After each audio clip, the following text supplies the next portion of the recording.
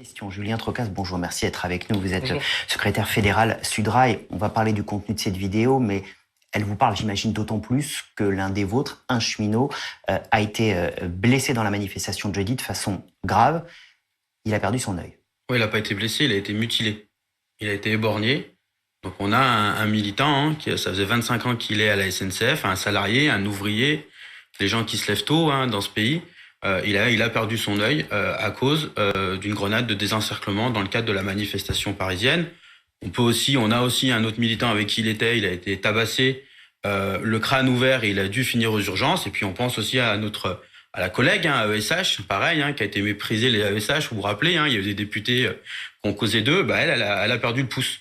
Voilà les dérives totalitaires qu'on est en train de vivre depuis quelques jours dans ce pays. Avec nous également Denis Jacob, bonjour, merci d'être avec nous. Vous êtes secrétaire général du syndicat Alternative Police. Ce document que l'on découvre, ce document de l'Outsider et de nos confrères du Monde, il est indéfendable. Bonjour Philippe Godin. Écoutez, il n'a jamais été question pour mon organisation syndicale de défendre l'indéfendable et d'excuser des comportements, des propos qui sont contraires à la déontologie. Alors, je vais être très mesuré dans ce que je vais vous dire. Mélanie Bertrand vient de le rappeler sur votre plateau. Il y a 12 enquêtes IGPN. À côté de ça, il y a 441 policiers et gendarmes qui ont été blessés pour la seule journée du 23 mars. Je suis syndicaliste policier, j'appartiens à la CFDT, je participe à toutes les manifestations depuis le mois de janvier, et on a vu ces violences qu'à partir de la décision politique d'appliquer le 49.3, avec des cortèges de manifestants au sein de confédérations, tout est bien organisé, tout est calme, tout se passe bien, il n'y a pas de souci. J'entends ce que vient de dire mon camarade de Sudrail, avec qui j'ai déjà échangé il y a quelques jours sur un autre média.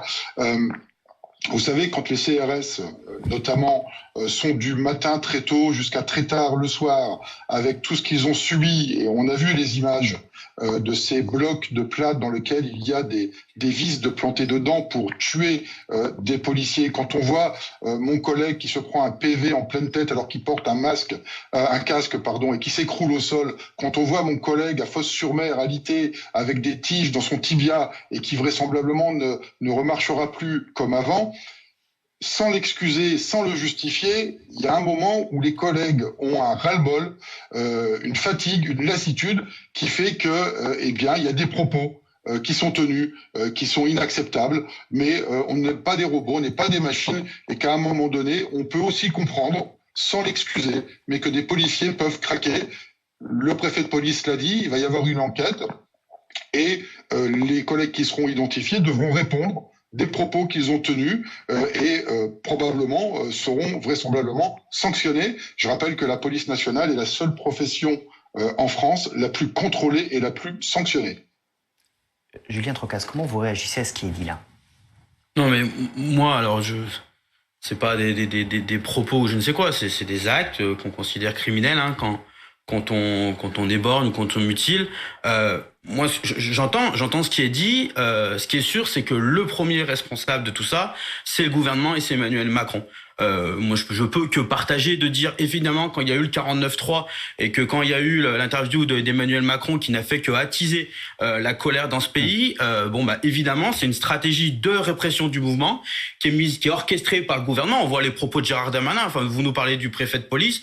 Prenez les propos de Gérald Darmanin hier. Ils n'ont pas été à la hauteur de la situation. Ça veut dire qu'il ne fait que mettre du feu, de l'huile sur le feu, pardon. Moi, il y aura aucune excuse. Je le répète. On a un syndicaliste, un père, qui a un ouvrier qui est de 25 ans et qui aujourd'hui a perdu l'œil, alors qu'il était dans une manifestation. Donc aujourd'hui, effectivement, il y a urgence. Urgence à quoi? On peut faire toutes les enquêtes qu'on veut. Il faut déjà arrêter cette répression, il faut arrêter cette stratégie que le gouvernement est en train de mettre en place, et aussi une autre, la réponse à ce problème social ça doit être le retrait de cette projet de loi. C'est ça qui a urgence. Qu'est-ce qu'on attend? On attend des morts, on a eu un pouce enlevé, un pouce arraché, un œil éborgné, on attend quoi? Des morts? Tout cela renforce la détermination des syndicats? Mais bien sûr, mais en premier lieu, le corps social cheminot. Si vous voulez, un syndicaliste qui, depuis 25 ans, milite, continue à militer, représente les intérêts collectifs des salariés et qui va en manifestation et qui se fait éborgner, je peux vous dire que nous, la Fédération Sudrail, alors on a plein de messages de soutien, mais on appelle les cheminots à cesser le travail encore plus fortement. Et ça nous donne une raison supplémentaire de gagner cette bataille, cet affrontement social que le gouvernement Emmanuel Macron nous impose.